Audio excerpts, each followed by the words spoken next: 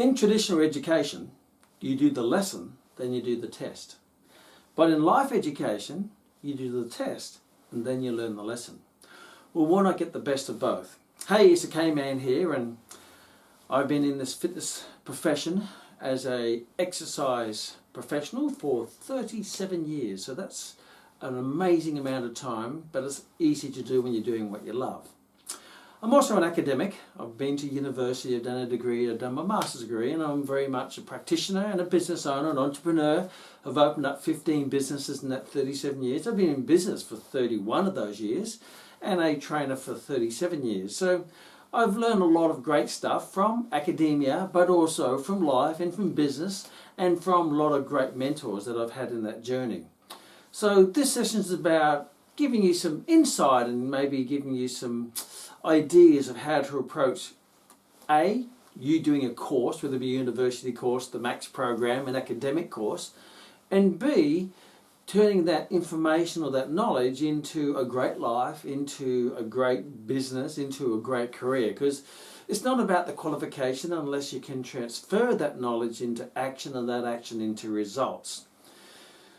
I found that historically those two seem to be very different, opposite, academia and the real world. And that's why Max takes a very unique approach to our program, and we try to make our program as practical as possible. That is a true reflection of what happens in the real world.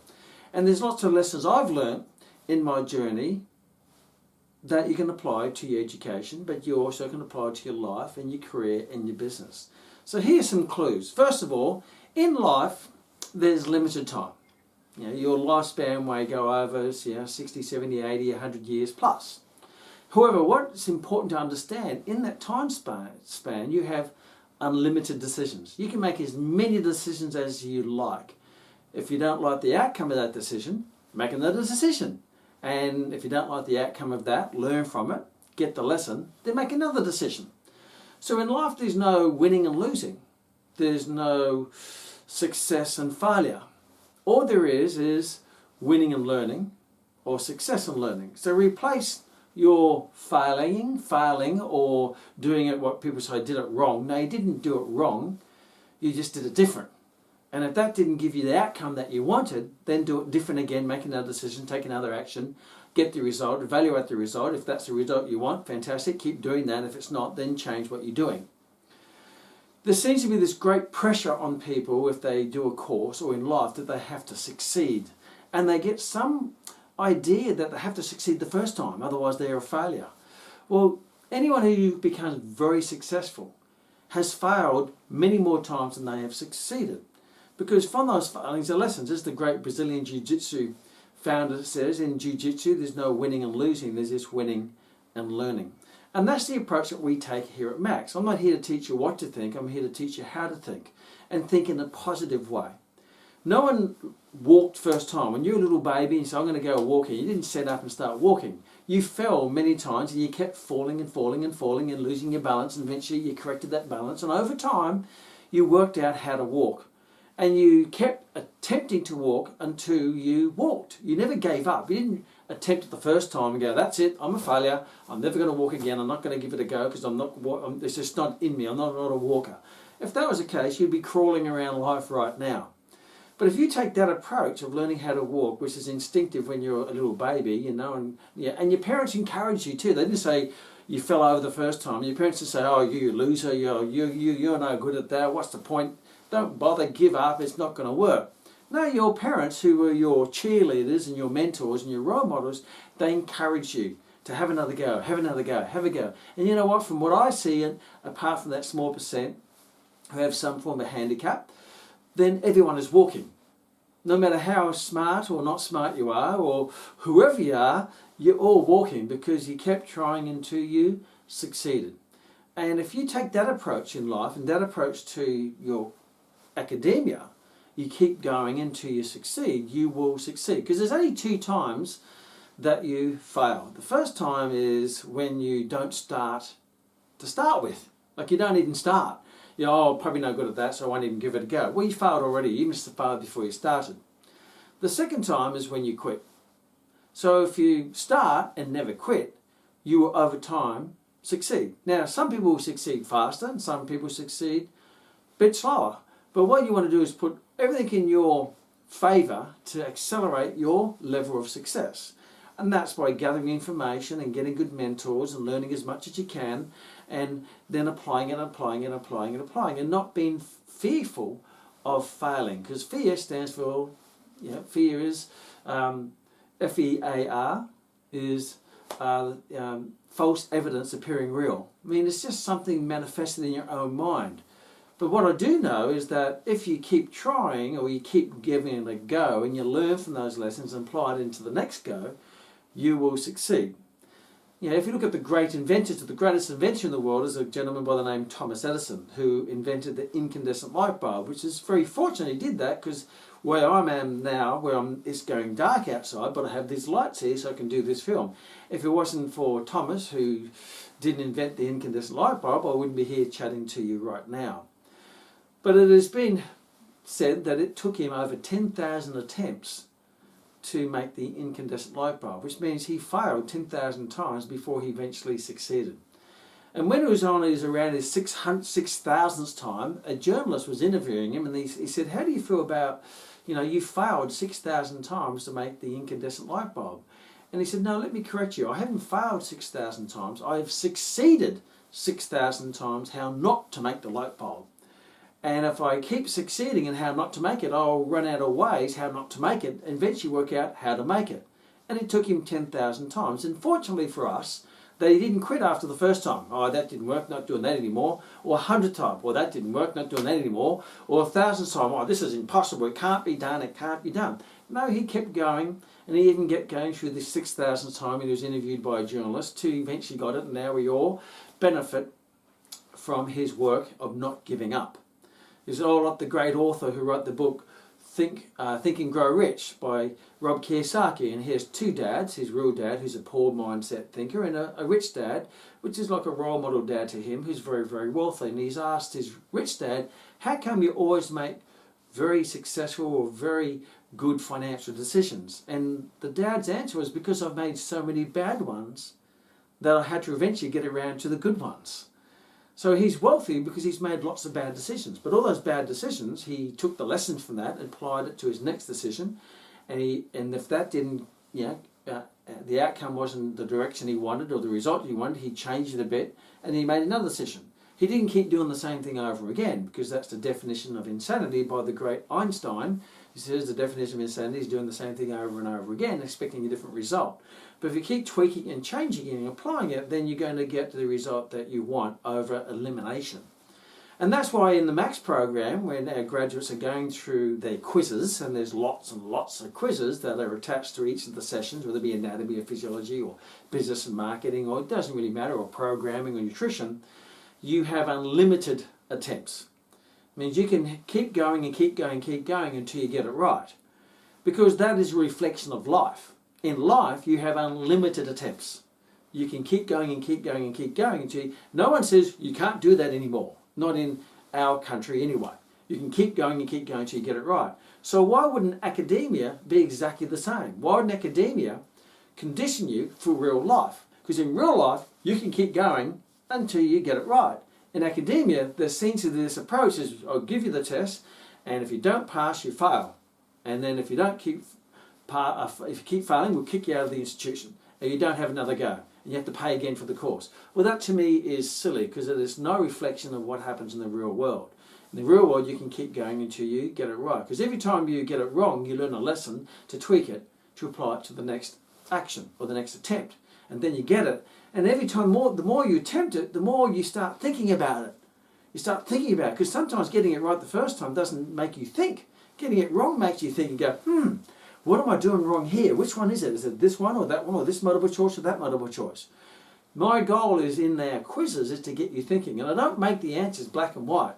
Sometimes I make them a little bit grey. So it's just picking the best choice of the multiple choice, where it's not really this is it. Because in tertiary education, there's the notes, and we take a question out of the notes and put it in the exam. And then you go, you read it, memorise it, regurgitise it. But it doesn't actually challenge you to think. Because as I said before, my goal is to teach you how to think, not what to think. So when I set up the quizzes, I don't set them up to test you. I set them up to make you think. And out of the quizzes, say if there's a quiz of 10, and we have many, many hundreds of quizzes, if there's a quiz of 10 questions, there will be 8 of those questions that will be basically from the session. There will be one of that from the past session, so just to reiterate what you've learnt in the past, because what's the use of learning it if you forget it? Because what you forget won't help. So if you memorise, regurgitise, you will forget it, because you never understand it. You're just memorising, like a photo here, put it there, forget it. And one of the questions will be a common sense question, a bit of a grey question that gets you thinking. There's no defined answer to it. You have to pick the best one based on using common sense and all your current knowledge, because life isn't black and white. I've trained so many thousands and thousands of people, and every time I come against an adversity or something strange or a specific condition or a situation in business and life, many times there's not a black and white answer, and it's not in a textbook. And many times it's not in a course. It's just in life, and you just have to use your common sense and the pool of knowledge that you've gathered to say, okay, now which is the best way to approach this from a common sense point of view, because this is a path that I've never been down before, and maybe no one's been down before. Because even though you want to become maybe an exercise professional or business owner, even though there are many other personal trainers out there, thousands of them and thousands of businesses in the same industry, no one's done what you're going to do, because you're going to do it in a very unique way. So unique that then you're going to have to make decisions that no one's had to make, because if you copy everyone else, you'll be the same as everyone else, therefore you have to share the results of everyone else. So I challenge you to do it in your own unique way, in a valuable way that adds value to the marketplace, which is different, what we call your USP, unique selling proposition, that makes you stand out for the right reason. And that you're going to have to create something new. Means you have to going to use your imagination, because imagination is more important than education. You know, Einstein beautifully said, imagination is far more important than education, because education is defined. Education is teaching you what we already know. Imagination is opening up and exploring what we don't know and creating something new. So it's great education is great to learn from what we know, but really if you really want to create your own path into your greatness, then you have to create something new. Now it could be completely new that no one's ever seen before, or it could be something which is already there but you make it better, and you make it better in your own unique way, and that's going to force you to use your imagination, because if you just copy everyone, you won't do very well. You just get a very average result. Therefore, people can't differentiate. They would just base their decisions on price of what you're offering. But if you make yourself so unique that no one else offers it, then you can virtually charge whatever you want. Now, as I shared with you, I've been in this profession for 37 years. I started when I was only 17 years of age. I was actually been in business. You know, if I even go way back, I've been in business when I was under 10 years of age. When I was living in New Guinea, I used to climb the trees and pull down, pick mangoes, and then I used to go down to the front of my house and I'd put out my big rug and I'd sell the mangoes to the natives who were going by, or they call them nationals now. And I tried to. Now I ended up eating all my profits because I didn't sell that many. But my point being, I used to think to myself, at that time I used to get 5 cents a week pocket money. Isn't that amazing? 5 cents a week. But they used to be able to buy me a little packet of salty plums, because they were a lolly in a fruit-based lolly in New Guinea, very salty plums or dried mango or things like that. We didn't have conventional confectionery back then in New Guinea, because it's pretty much a third world country. But I was always thinking, how can I actually make a bit of extra money? Therefore I have to use my initiative, my imagination, and I'll climb the trees, pick the mangoes, so no one else has to climb the trees. I take that hassle off them and they just pay me a little bit of money for the mango. So I guess I was already an entrepreneur when I was around about 7 or 8 years of age, and I used to do that with my next door neighbour, Peter Murr, who was my best friend at the time. And when I was 14, 15 years of age, I had a lawn mowing business. I started up a lawn mowing business to mow the locals' lawn, and I was getting money from that. And I'd charge you then $5 to mow your lawn. So, you know, it's a lot more now, I'm assuming. But I had to think of creative ways to make money. And then later on, I got into the fitness. I had a martial arts school, Taekwondo in Beenleigh in Brisbane, and I opened that when I was 17, 18 years of age. And I had a school and I was running a business. And then I started my first official sports conditioning business called Sports Elite in the late 80s, and I was to train elite athletes. But my point then, at that time, I didn't go to a classroom to learn how to do it. I didn't go and do a course to learn how to do it. You know, there's no school for how to open up a martial arts school. There's no school how to open up a business called Sports Elite Training Elite Athletes, because I was one of the first strength and conditioning coaches in Australia, because teams didn't have strength and conditioning coaches back then. But I had a passion for fitness and strength training, and I also had a passion for sport. So I thought, if I can combine all of them, then I'm going to have this triple wacko trifecta of passion, not just doing strength training and fitness, but applying it to athletes, because I was an elite athlete, an international level kickboxing champion at the time. So at that time I put this business together called Sports Elite. Now, no one had ever done what I wanted to do. I was virtually a pioneer in that field. So I couldn't learn from anyone else, but I had to use my imagination. There's not even education. There's no courses. There's no personal training courses, strength and conditioning courses. I had a degree at the time, which is very general, and degrees weren't very common back then either in health science. So it used to be called human movement studies. We didn't even call it sports science back then. But I had this passion for wanting to do what I love, but no one had done it, so I had to create it. So my point then is when I started, I had no idea. So I just started doing stuff, thinking and using my imagination. And if I listened to a lot of the opinions of other people, they told me not to do it because it can't be done and no one will pay for it and all of that sort of stuff. So I didn't listen to the naysayers. I listened to my supporters, which were few. And they would encourage me to go and have a go at it. Now, how many mistakes do you think I made in setting up the business and getting it going? It was just an endless layer of mistakes and wrongs and failings, because I was just learning like that little child first learning how to walk. There's no walking school. Your little kid doesn't go to walking school and they go and get little frames and crutches and little coaches to rev you along. The kid just starts getting up and falling over. But if you never give up, you eventually start to succeed. And it wasn't long before, over time, because I was the first to do that, then I was leading the field. Isn't that amazing? If you want to lead your field, be the first. That's a good start. But then you keep developing in that. And it wasn't long before I was training Olympic sporting teams and working at the Australian Institute of Sport. And even then I was still sort of finding my way and exploring new ways and better ways to do things. But I kept making new decisions and new decisions and new decisions. Now the other part of that is that I also had the great opportunity that if I didn't know something, I'd ask. And the beautiful thing with you in life, in business, you don't have to know everything. You just have to find out where to get it. Now, this day and age, it's very easy. You just Google it. But you still have to differentiate what is the good stuff and what is the bad stuff. It's like going through the rubbish, trying to find a healthy apple. You have to go through all the rubbish to get the healthy apple, and sometimes you can't differentiate whether that's true or not true. So you have to do your due diligence and your research. But at any particular time, if I didn't really know what I was doing, or that I was confronted with a situation which I was a bit out of my depth, then I would just call up the people I thought would know the answer. And so I surrounded myself with allied health professionals such as sports physiotherapists and sports physicians and sports orthopedic surgeons and dietitians and sports psychologists.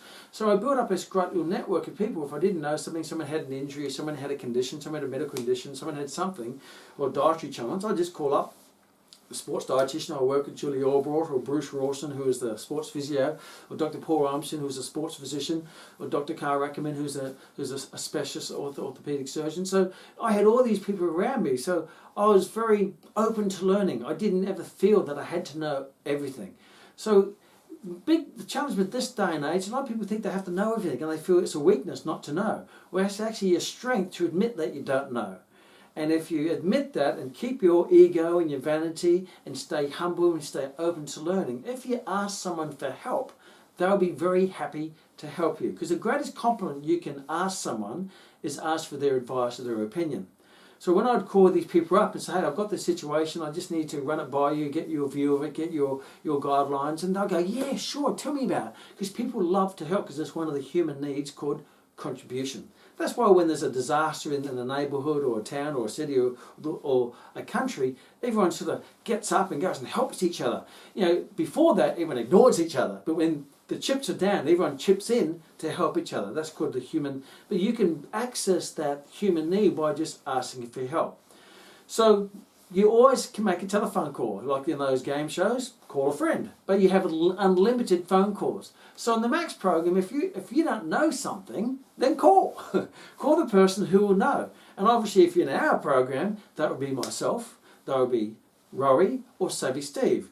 Rory and I have been in the profession for 37 years and Steve's been in it, Savvy Steve's been in it for over 30 years. And collectively we have over 100 years of experience and success in building businesses and companies and multinational, multi-million dollar businesses and training elite athletes, the general population, to sick people, to rehabilitation, to children, to the elderly. So you have this massive resources in the 3 mentors and the 3 coaches at Max, not to mention the network of other people. So if someone wants to franchise, then I have colleagues and Max graduates who have franchises, and I say, hey, refer them to. If they want to open up a gym, I refer you there. So we all create this great little team, this tribe of high-performing achievers, and we all help each other. And there's no weakness in saying, I don't know the answer, or I don't really know what to do. Then you just make a phone call. If I don't know, I'll make a phone call for you to find out what the answer is. Because this is a very much a changing world. We're going a lot online now, a lot of social media, a lot of online businesses, particularly what's happening in the world. It's forced people to go online. So a lot of people don't know what to do. So I've been making calls to people who did know. It's got me online. I now have an online business called Fight Fit for the Kman. Who ever thought I would have an online business when I first started 37 years ago, where there was no fax machines, there was no mobile phones, there was no internet, there's no Google, there's no Facebook, there's no nothing. We said, stamps, you had to lick them and put the stamp on and send them out. But things do change, and they're going to change rapidly. I was talking to someone today from, I just done the boxing workshop at Vision here in Auckland to a group of trainers. There's a young trainer who's only in his 20 years of age or so. And I said, this is advice. Everything you do, everything you develop should be based on where you see the market is going to be in 10 years' time. Because things change. Therefore, you have to change. And for you to change, there's going to be lots of stuff you don't know. So you're going to have to find that out and be humble and open your mind to learning and start asking for help for people who do know. I was in the phone company today with this young girl who knew everything about the iPhone, and I know very limited about the iPhone, but I'm not going to say, well, I need to know all of this. But no, I just asked this young girl who looked about 18 years of age, and she was just going through the phone and showing me how to do it. I didn't feel any less than her. I just felt that I had different knowledge to her, but she had the knowledge, the current knowledge, where I'm quite happy to get her to help me. So my point being is 2 things. Number 1, you have unlimited attempts in your quizzes. Now, my advice is if you don't get through after a couple of genuine attempts and you really are stuck, then don't hesitate to make a phone call, send an email, send a text so we can help you. Don't say, well, oh geez, don't say, I have to get it, I have to get it, I have to do it myself, I have to do it myself, I have to succeed. If you do that, you're going to not succeed at many things. There are people there to help you, and that's going to accelerate your success so you can make a new decision to take you closer to your goal. Don't get stuck on this decision. Don't get stuck on this piece of information, because there's all this information in front of you. If I have any challenges with my accounts, I'll call my accountant. If I have any challenges with my lawyer, I'll call my lawyer.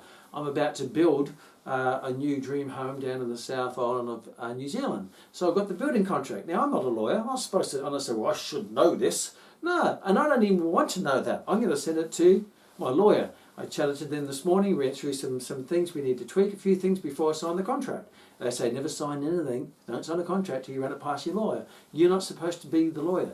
You just need to surround yourself with the lawyer, the accountant, the dietitian, the sports physician, the chiropractor, whoever it might be. Surround yourself. And you have a good amount of general knowledge in all of them, so you know who to send people to and what questions to actually ask. You're not supposed to get everything right the first time. My first business, Sports Elite, as I shared, one of the challenges with that is that I started the business and I just started training people and collecting money. And one of the things I was a little bit ignorant and naive on was the corporate structure and how it should be structured and tax obligations and all sorts of stuff. And it wasn't till I ran past my accountant, yes, I've made all this money, and she said, we have good news and we have some bad news. And I said, okay, what's the good news? And she said, you've made a lot of money. Because at that time I was earning good amounts of money. I was training 40 people a week at $50 a session, earning $2,000 a week, which is back in 1989. And I had a little studio. I was training 160 people a week with trainers working for me. So I was turning over, approaching $500,000 a year. The rent was only $10,000. So I was making a lot of money. And she said, you've made a lot of money. And I said, okay, is that good? She says, yeah, but now you're going to be hit with a lot of tax. And I said, oh, okay. And on my first tax bill was around about $60,000, which is interesting after I tried to deduct as much as I can.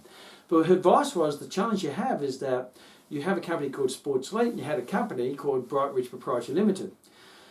But you traded your money through the accounts of Sports Elite, not Bright Rich. It should have been Bright Rich Proprietary Limited trading with Sports Elite, which means now you're not going to be open for personal tax, you're just going to be open for company tax. And when you're earning a lot of money, the company tax overall is less than when you go through, because company tax is set at that time, is around 30 cents on the dollar. But personal tax keeps going up. Where if I had it in the company, I could have made that, just divvy it up, well, pay this amount in company tax and this in personal tax, and my overall tax would be down. So wasn't that a fantastic $60,000 lesson? Because with that lesson, I went on to make millions over my career. Then now I pay my tax, but I don't pay more than what I have to, because I make sure my corporate structure is set up to A, protect me from liability, B, to open up opportunities for growth and expansion, and C, to minimise the tax that I pay, so I can keep more money in my hand to invest it back into my business to grow it. So I was just so keen to get going and start training people that I sort of neglected all those other little things. Now, they're all included in our program, by the way. And also, if you don't understand it, you can give us a call. And if it's at a higher level, then we can send you off to some lawyers. So my point being is you're not supposed to know everything. You just ideally know where to go and find it if you have to, when you need it at that particular time. So you have unlimited attempts in the quizzes.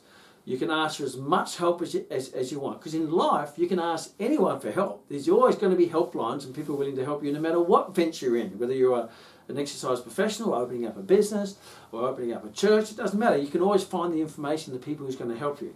Now, you may have to pay for it, but good advice, it's a good investment because it's going to save you a lot of money in the future. The other aspect of what I find in academia is that you do lots of exams to pass the test to get the qualification. And I did that when I first did my university degree. I did a Bachelor of Human Movement Studies. But later on, when I was running my Sports Elite company, I also had the opportunity to do my master's degree. And I learned a lot about the master's degree. And not only was it a fantastic degree, but it wasn't a set degree. I could come up with my own topic. I did it by research thesis, and I could actually do whatever I wanted. And at that time, I was training two international level sporting teams. And one of the teams was the national baseball team. And I thought, what I'm going to do is I'm going to study me training the baseball team. So I was getting paid good money to train the national level baseball team. And I designed a study to study the results that I was getting by training them. So I set up these research studies where I would train them, but I just, from a scientific point of view, I would monitor all the results. So I looked at the methodology, and I set up all the statistics and the processes and everything in place. And I did, pre-season through off-season through to pre-season, and I just recorded everything in a way which is really good because it showed the general manager of the baseball team, well, look at the results we're getting, the measurable results. And from that, I actually put it in together as a thesis, and I got my master's degree, and I got 2 international level scientific publications. From that, they were published in international scientific journals, which were peer-reviewed journals, which is really good process to do. So my point being, it wasn't like my degree. It was something where I'm going to do this that is directly related to my outcome, because I wanted to train and lead athletes and get better at it. So my studies were very practical, so practical, I actually got paid to do my study to train clients or train sporting teams. So that's why at Max we have so much flexibility in how you do what we call your projects. Some people call them assignments or whatever it might be. I call them projects because in your career there's always going to be new projects. The projects, whether you've got an opportunity to put a corporate program for a business, or an opportunity to put down a proposal to train a sporting team, or to link into a medical centre to be their preferred service for personal training. There's always going to be projects for you. Now, everyone has different goals and different dreams and different life and different learning style. So therefore, when you do the project, for example, at Max, we have the flexibility where we can design them and massage them so they're directly related to your outcome. One of our students who just graduated the other day, she wrote a whole series of articles, and that was her project. It was her assignment. But there are articles designed in a way that she can actually send that to a publication, a magazine, and get a publication in it. Or someone could call her up and say, hey, we want to put a story in the newspaper. Do you have something for it? So they're all set up, designed on her target market and her specialisation. And all these projects underneath them all, they all meet the requirements of the qualification, but superficially they're all customised and personalised and specialised to your specific outcomes. So that's the exciting part, because I really was empowered when I did my master's degree and really bored when I did my undergraduate degree, because it was so, getting me studying sociology of sport and history of sport and all this stuff which I have no interest in. Most of it I had no interest in. But master's degree, everything I was interested in, because it was everything directly related to what I was doing and who I wanted to become and where I wanted to go. So there's three main things when you look at the Max program, but in life in general, which you can transfer into life, is number one, you have unlimited attempts at everything. So if you bring in a project to myself or Rory, and we feel that we can make it better, and the reason we want to make it better is not to say that you failed or you did a bad job, but we want to make it better to maximise your chances of success. So when that opportunity comes, because remember, success occurs when preparation meets opportunity. So you have to always be preparing for the next opportunity. When it's ready, bam, you're ready to go. For example, when I first started Max, I was the first. I was the first sports and conditioning coach in Australia. Then I opened up another business where I was training the general population, which is technically sports personal training, so Gold Coast personal trainers, and I was one of the first personal trainers in Australia. So I kept working myself, and then I said I want to open my personal training, not just to athletes, but the general population. So I opened up a studio. I was one of the first people in Australia to open up a personal training studio. And everyone says, no one's going to pay you to go to a studio when you can go join a big gym for $10 a week. Well, they did, because they get extra service and extra experience and extra wow factor when they come to a studio. So I just believed people would come. But when I did, I had no idea what I was doing. I was learning from my mistakes. And I was one of the first to do it. And I got it up and going. So everything has been a first, because I kept wanting to grow into the next thing, as you wanted to grow into your next thing as well. So when I opened up the studio, I had to do a project of how I'm going to open up a studio, what equipment do I need, how much I need to charge, how many trainers do I need, what space do I need. That's a project. Isn't that a great project? That's setting up. And then from there, over time, because I had this personal training studio, which is operating and very profitable, I couldn't find any great trainers because there were no personal training courses. There were no personal training courses.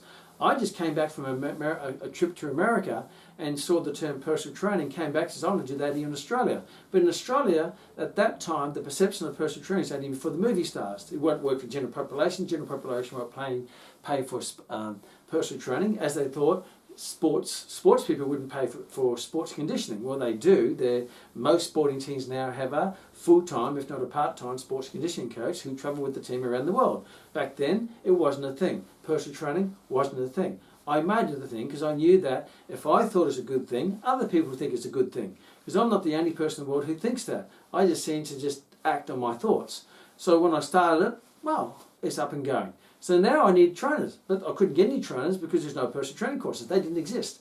They just had what we call a fitness leader course, which is a real generic course. You can do it in a couple of weekends, and then you can work in a gym and work out what you're going to do based on the owner of the gym. So I thought I need to train trainers to work for me. So there were people who had certain qualifications, whether it be a degree, which is very general, or a fitness leader program, which is very general. I needed to train them to the level I wanted to train them, to the way what I wanted personal training to be done or performed at. So I put together a personal training course. Now it started off as a one weekend course. So I threw it out there. I got a number of trainers who I knew I wanted to work for me, but also threw it out there for anyone who wanted to come and do a personal training course with me.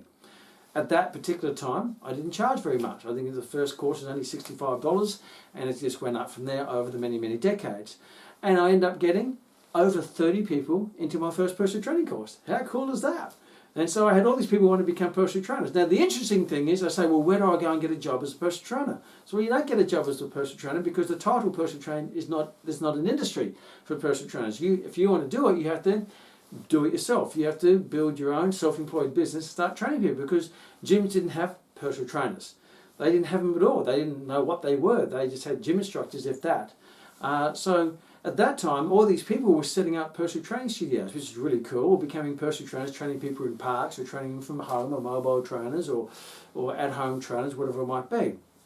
So at that time, that was a project that's never been done before, and I sort of would ask people who I thought would give me good advice on some of the decisions I made. Now obviously since then, personal training has become a multi-billion dollar business with thousands and thousands and thousands of personal trainers.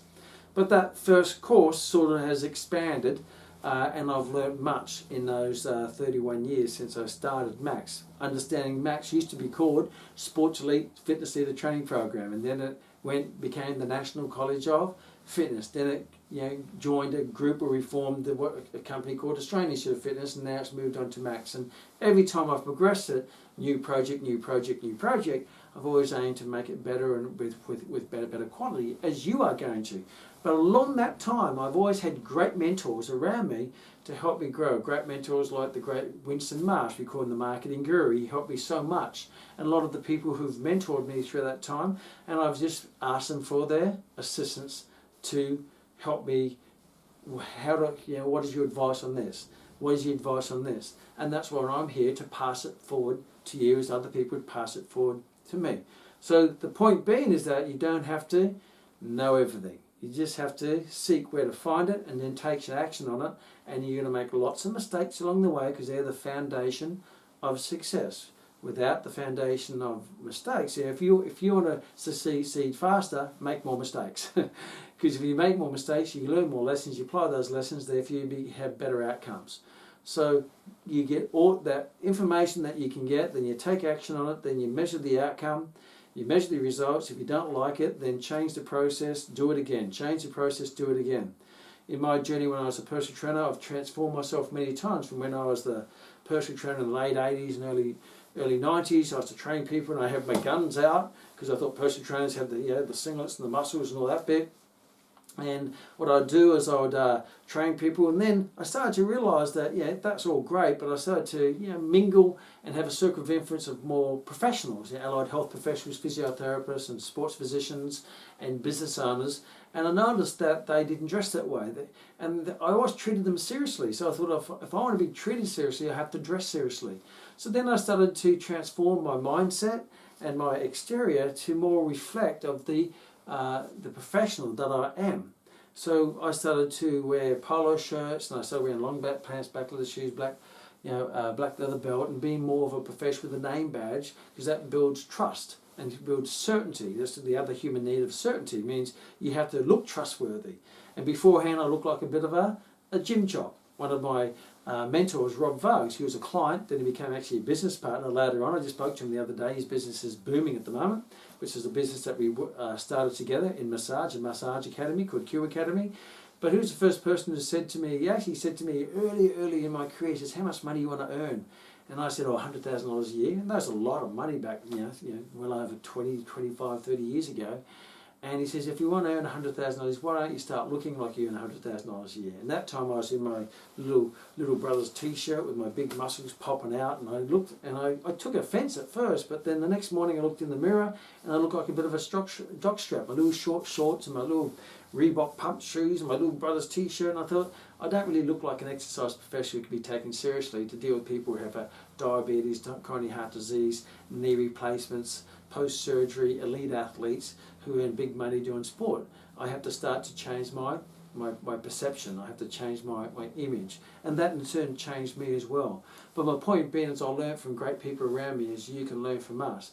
But don't ever hesitate to ask for help and ask for advice, because even though we have never been exactly where you are, I have been somewhere where you are. I've been 17, I've been 25, I've been 35, I've been 45, I've been 55, and I've opened up 15 businesses in that journey. Now I'm on to my 16th business, which is Fight Fit for the Kman. Now, out of those businesses, some of them became very, very successful, multinational, multi-million-dollar businesses, and some of them didn't do as well. But I still loved every one of them because it came out of my imagination, and I created it. And some I've sold on to other people, some I've just closed down, other ones I've still going. Obviously, Max, I've been doing that for 31 years, and I'm here to pass it on to you. But what I want to pass on to you is to get rid of the roadblocks that stop you from learning and stop you from progressing. And those roadblocks is that ego, that vanity, where you think you have to know it all. You don't. I was not at the top of my class. I was at the half of the class that made the top half possible. So I didn't get great grades because a lot of the stuff I was learning at university I wasn't really interested in because it was too generic. But when I got onto something which I was really passionate about, then that sort of lit my fire up and brightened up my mind, and I went, wow, this is what I want to do. But when you do what is in line with your values and it's true to your purpose and your passion, then you're going to do it really, really well. And been doing it now for 37 years as a trainer and 31 years in business, and many transformations in that business because I've kept changing it. 10 years ago, as I said, I started the business, the personal training, the college basically in its unique form called Sports Elite Fitness Leader Training Program in 1989, and it's made many name differences. 10 years ago I was thinking to myself, where's the market going? I was noticed that everyone was looking down at their phone, which was not a thing back in my day, and that's where life is going to be. So I made the decision then to take the college more online and into an app, and back then we used to have 6 or 7 physical colleges, whether it be fitness colleges, massage colleges or business colleges. I had them as well, I started them as well.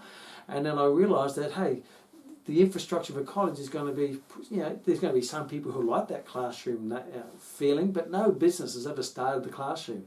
Business has started in your own time when you want to do it, and you do it at your own time, at your own pace. That is a true reflection. I can start a business today. I can get on the computer, I can register a company, and I can start. I can get a Facebook page up today. I get a website page up today, and I can start trading today. I don't have to go to a classroom, and that's why Max is designed the way it is.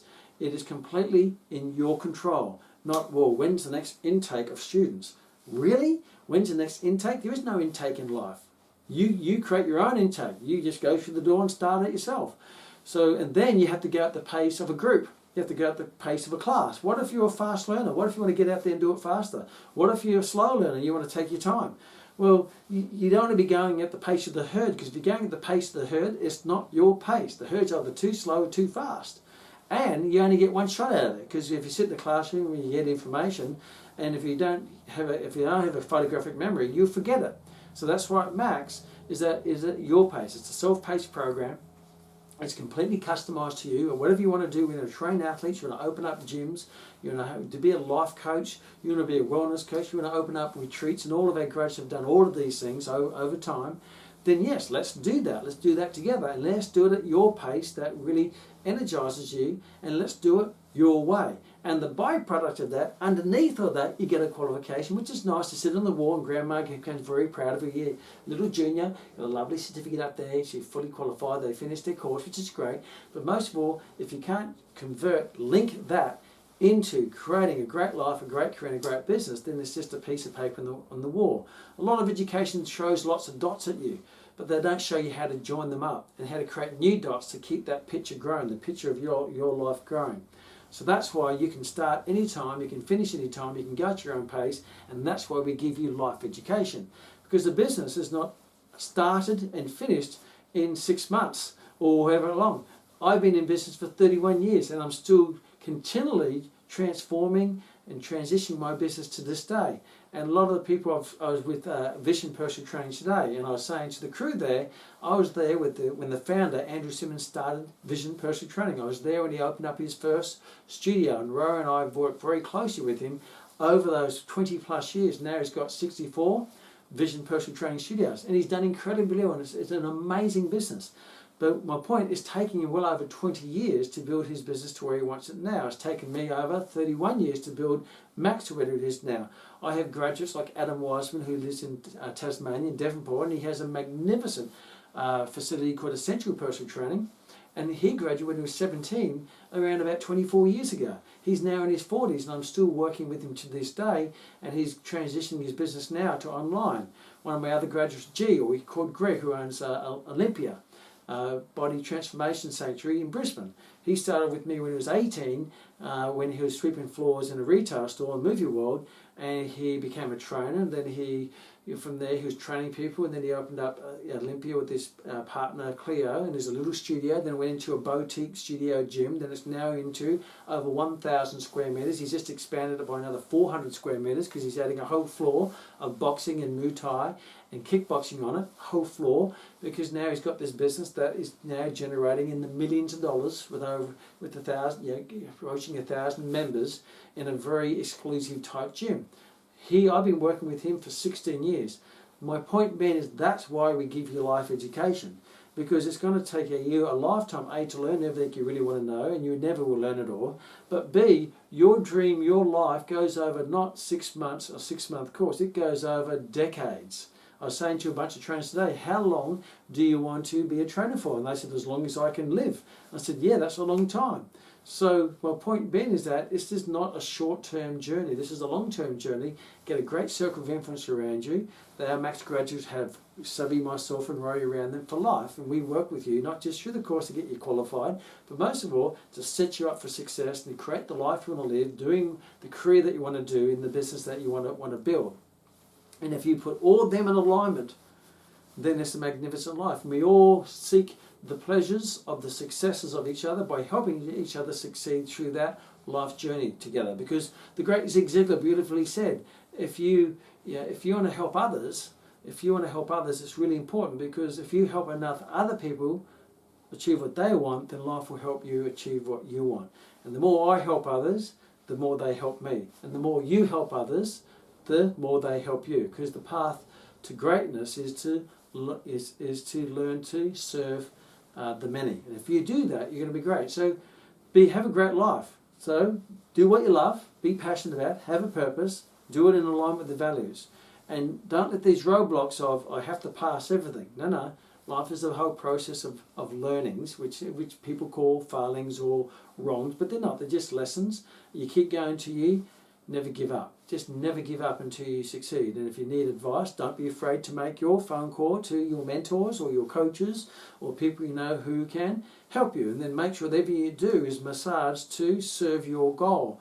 It's massaged to build what you want to build, not just to get a qualification or a certificate. And you go, well, that's wonderful, because there's a lot of academics in the world who have more degrees than a thermometer, but they've actually achieved nothing. They've never actually achieved anything. There's a lot of people. I remember having a breakfast with this guy, and he's got a PhD in entrepreneurial studies. I said, what businesses have you opened up? And he says, I haven't opened any. Now, that doesn't mean that he's not a great guy and got great information to share, but my point being, that's a very academic approach. If you want to build a life, that's not about hiding in university, getting more degrees. It's about going out there and actually, because knowledge that's not applied is just knowledge. Let your learning lead to action. If you let your learning lead to knowledge, you become an educated fool. If you let your learning lead to action, you become an educated success. By the great Jim Rohn, who taught me that. So what's the use to having knowledge? You have to learn, then do. And that would give you another learn. Because he would tell you whether what you learn is actually really working. Because everyone is full of opinions of things they've never actually done. Wisdom is from action. You can determine how smart someone is by what they say. You can determine how wise by what questions they ask. Because great wise people ask questions to open up their mind to explore new things, to take more actions towards. And that's why at Max we have those three main components. We have the component of that you never fail. You can just keep going. That's why we have a life education. One of our graduates took 12 years to complete the program because he kept getting sidetracked. He says, I don't care, 12. We had people who finished the program who historically finished it in months. That's up to you. It's your life. I'm not going to tell you how to live your life. I'm not going to push you. You can live your life based on your own expectations. So you have life education. You can have as many attempts, and we'll always be here to help you succeed. Whether you have a break and come back, or whether you keep going, and then we'll help you. 2, you can always ask. Don't put your ego, your vanity at the door. Be humble, open to learning, and people will be joyous in helping you, because people love to help. It's one of the human needs. And the last one is that, hey, you can change your dream anytime. You can customize it, you can change it, you can upgrade it, you can redirect it. And a lot of graduates I have changed their business or changed it. So I've had graduates who have actually gone from the fitness profession into the farming profession, and I'm helping them build a farm business. Because it's still business. I don't know anything about farming and hay. Marissa Hunter, one of our graduates, she's 10 years as a personal trainer, then she changed to Hunter Hay. But we're still helping her because that's who we are. We like to help people achieve their dreams, and dreams do change as you mature through your life. So take all those things on board, not just from an education point of view, but we try to make Max a true reflection or a true connection to your outcomes. It's not about the certificate. It's more about building a great life, a great career, and doing what you absolutely love, building a great business if you want to do that. And yes, you get a little certificate and the qualification, which is fantastic to celebrate that, but then ultimately you live your life 24/7, the ocean of your own thoughts. You're going to build a life that you're going to be very, very proud of, doing what you love, helping the people you want to help. And if you do that, then you're going to do exceptionally well. So think of what you want, think of what you have to learn to do what you want, take action on it, measure the results. If you don't like the results, then learn from it, create the lessons, and then take another action to measure results. If you just keep doing that throughout your life, you're going to continually grow your wisdom and experience and your results and your success. And I finish off with this. There's a great quote by the guy, a gentleman by the name of Brian Tracy, who's one of my business coaches in my early years. He says, how do you become successful? And that's easy. Do what you said you're going to do. And if you'd done everything you said you were going to do up until now, I believe you'd be far more successful, however you measure success, which is personal, than you are now. Ciao.